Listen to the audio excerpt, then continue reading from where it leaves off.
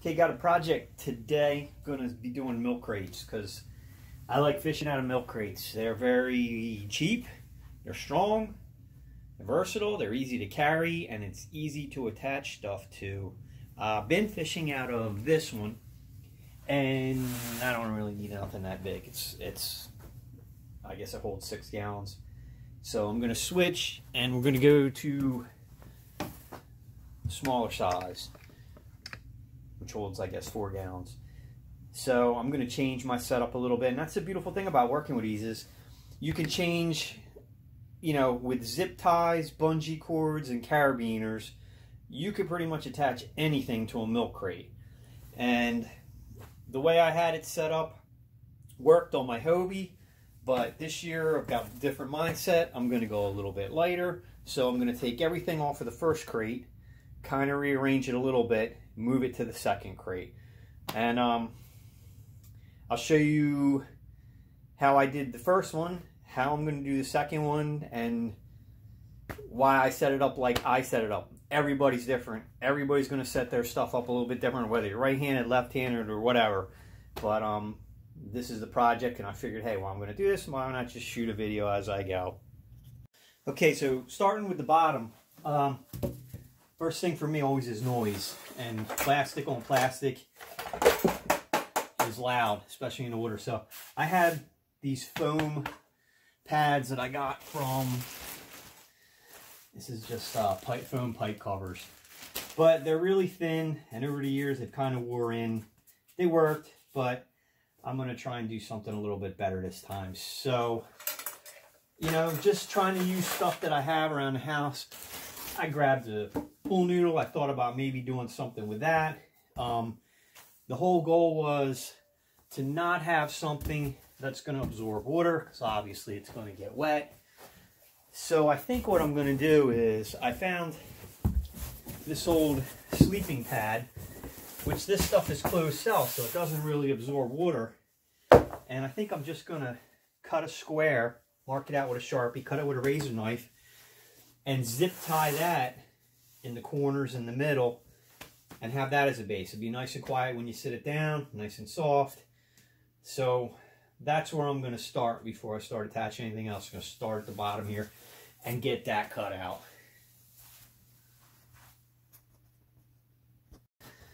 Okay, so I'm just going to use this flame, heat up this screwdriver a little bit. Looks like this is going to work out pretty good. And just punch through this foam, trying to get into the very extreme corner. And then we're just going to wire tie this.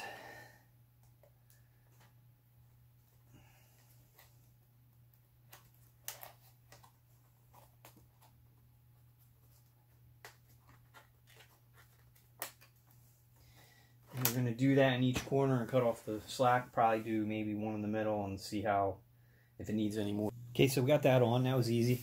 I did one in the middle, one in the middle of each edge, and then I did all 4 corners, and that's what it looks like. But, you know, it's not going to damage my kayak, it's not going to scratch it, and it's going to be nice and quiet. It won't be plastic on plastic. So now I'm going to go ahead and start moving my rod holders and weight and pliers and everything else over.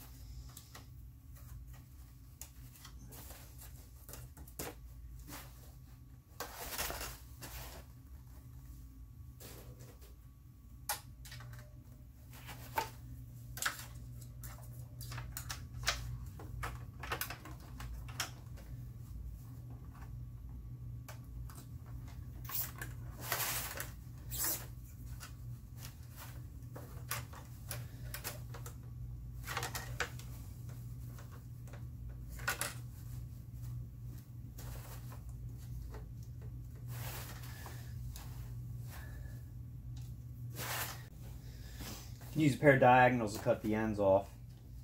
You don't need all that strap. And then the part that's, you know, pointy, you can rotate that around so it's not gonna stab you while you're trying to put stuff in or take it out. I find it's better to put the fitting on the inside rather than the outside where you're going to be grabbing it, because then you'll definitely scrape yourself on it. This way it's nice and clean. So that's the first one in. It's going to sit behind me. I'll be sitting in front of it just like this. Where you can go through, just drill a hole.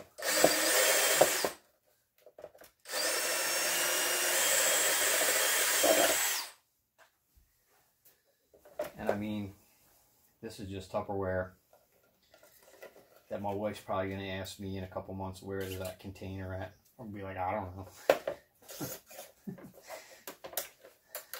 But I like to keep my anchor on this because I don't like it on the boat, because when you're carrying a boat, and I like running this kind of anchor. It's universal for everything. I found 3-pound weight works pretty much everywhere. Most of the time it's overkill.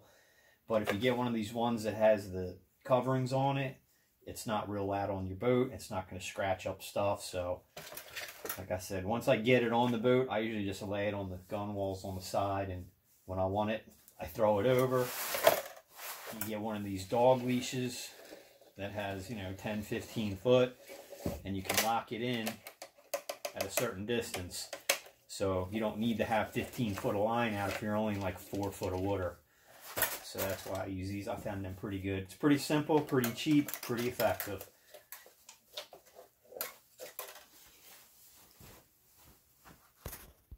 Okay, so that's ready to roll. That's my minimalist setup. It's got everything I need. It's light.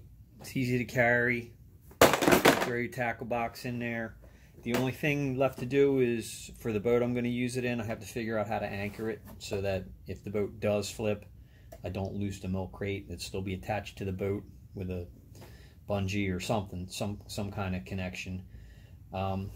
Scale, rod holder, knife. Got my anchor, and never use this, but if I ever do catch one that I want to hold on to for a little while or save for some reason, I have it. Fish grips and thing to get the hook out. I know a lot of like packs have covers or something, so that I've seen flips where these come out and they float. Even if you got them full lures, they're so full of air, they'll float. They'll be all over the place. You got plenty of time to go get them after you right your boat. So I don't worry about having these secured in anyway. I've never flipped, but like I said, I've seen people flip, and we were able to get back all of the boxes that were in the crate because they just were floating on top of the water. So that's my simple, easy budget setup, and I've been using this setup for years. Just made it a little bit smaller, streamlined it. This year I got a kind of new personal philosophy for fishing. Over the years I've gotten way too much crap, and I'm taking it back to basics. So that's my setup for the new boat that I'm getting hopefully pretty soon.